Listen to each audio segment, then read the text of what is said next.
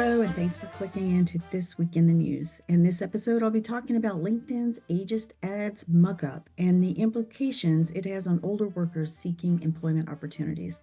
Tied to this is the continued rise of poverty among those 50 and older. I've got a theory on one reason why. I'll also share a Korn Ferry report that makes it very clear why companies need to be courting talent across the age spectrum. And finally, I'll tell you about a podcast I did with AI Claire that just might interest you. Lots to talk about, so let's jump right in. Late Friday, as the week came to a close, LinkedIn quietly pulled their ageist ads. This is after 4 months of individuals and communities coming together to demand the company to remove them. Not only were the ads insulting, but they perpetuated harmful ageist tropes that decreased older workers' chances of being hired. The company made so many mistakes in this failed campaign, from not properly market testing the ads to not taking immediate action when the ads rolled out last November and immediately received negative feedback. Instead of pulling the ads, they turned off the comments so no one could remind them of what a big mistake they had made. Big players in this age advocacy space, including TED speaker and author Ashton Applewhite, and Changing the Narrative, Janine Vanderberg, wrote blogs and open letters pointing out the error of their ways. But still, the company continued to run the ads on multiple social media platforms, often offending the B2B audience they intended to target. The whole scene is so insanely screwed up, it's kind of hard to believe, which is one reason business schools will use this as a case study for what not to do in marketing, advertising, communication, and social media. And to add insult to injury, the company stealthily pulled the ads without a peep. No public announcement, no apologies for all they had offended, no recognition for the negative impact they've had on older candidates, especially women in tech who were looking for work. I call it the tiptoe exit strategy. Imagine a dog slinking away with its tail between its legs. That's LinkedIn. Not only did the marketing and ad team fail, the communication team failed as well. So let me go back to the negative impact these ads have had on older applicants.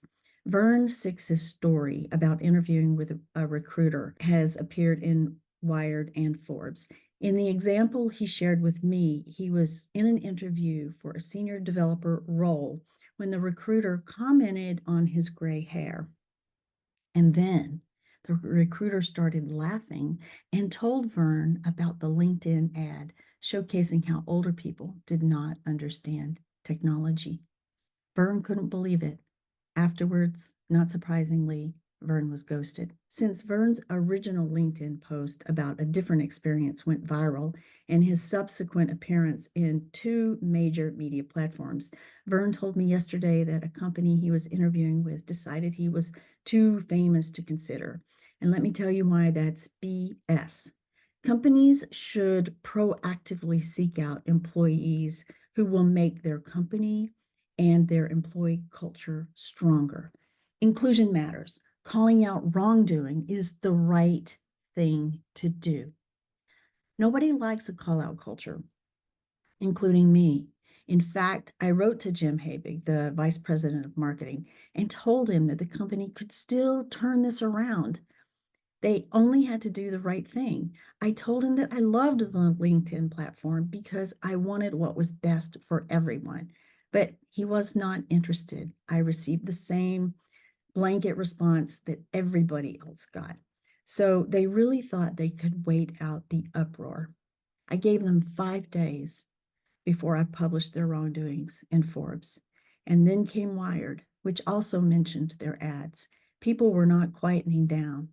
They were becoming more incensed than ever. Nobody likes a call-out culture, but there are times when it is necessary to get companies to make the right decisions. So to Vern and all the others who have been royally screwed by some recruiter or corporate BS, take action. Otherwise, you are condoning the very behavior that you and many others are hurt by. You're giving companies permission to do it again to you and anybody else. Ageism is not acceptable, and only by calling it out can we help employers understand that enough is enough. So why does this matter? Well, aside from it being against the law, more people over 65 are living in poverty every day, and not just in the US. But the US Census Bureau reports that Americans 65 and older have the highest poverty rate of any age group at 14.1%. That's up from 9.5% in 2020. So let's think about this. If people in their 50s, like the Vern Sixes of the world, can't easily find employment, they can't continue contributing to Social Security and retirement. I've had so many people in their 50s and 60s reach out to me as a journalist and tell me they've had to sell their homes, they've had to live off meager savings, that they were trying to stretch everything out until they could take early retirement, early Social Security, which has economic implications for the rest of one's life. Like Vern, these people had sought after skills, but silver hair and a few wrinkles automatically led recruiters to think about these biases and stereotypes that are associated with older workers. And those biases and stereotypes are not truths.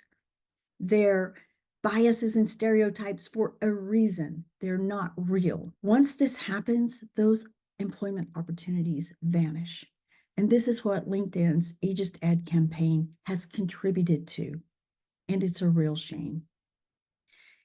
In her new book, Work, Retire, Repeat, The Uncertainty of Retirement and the New Economy, Dr. Teresa Ghilarducci writes that 30% of Americans lack any retirement savings, and only 10% of Americans between the ages of 62 and 70 are both retired and financially stable.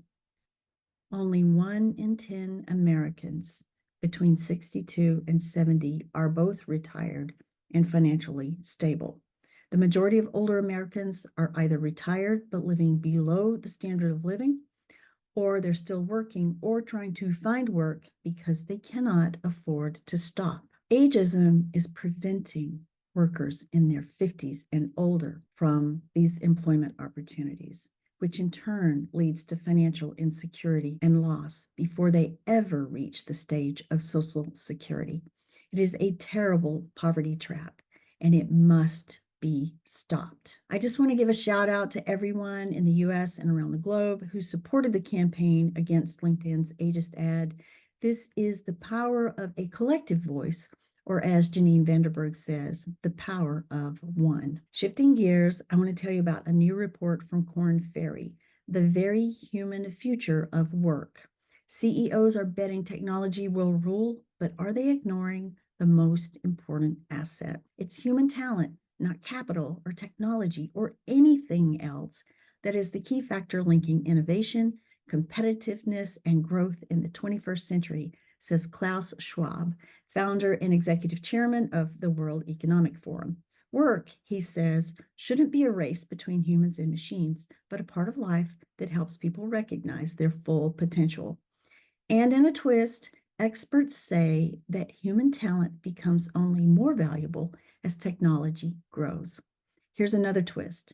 The Korn Ferry report finds that by 2030, more than 85 million jobs could go unfilled. They refer to it as the 8.5 trillion talent shortage. This is just one reason companies need a talent sustainability strategy that includes recruiting, hiring, onboarding, training, developing, promoting, and retaining talent across the age spectrum. If this isn't already a boardroom discussion, it should be, and Age Equity Alliance can help. Finally, a shout out to AI Claire, otherwise known as Claire Farwell, who invited me to join her podcast, AI Claire. She asked me some meaty questions about leading culture change, age in the workplace, the challenges, the opportunities, future work, of where age fits into the DEI picture. We talked about a lot of fun stuff, including, of course, AI and how it is slowly being properly programmed to reference age without also referencing ageism or ableism. I also talked about the importance of talent sustainability and offered advice to leaders who want to know more. I'll drop the link to AI Claire's podcast, as well as links to all the other articles that I've talked about in the show notes below. Thanks again for joining. I hope to see you next week on This Week in the News, when we'll all be 1 week older. Until then, have a fantastic week. This Week in the News is sponsored by Age Equity Alliance, a Texas-based 501c3 working globally with progressive companies to competitively attract, develop, and retain talent across the age spectrum. If your company wants to understand more about how Age Equity Alliance can support your talent sustainability goals, email sheila.callahan@ageequityalliance.org. You can follow Age Equity Alliance on LinkedIn, listen to our podcasts on Spotify, or visit the website at ageequityalliance.org.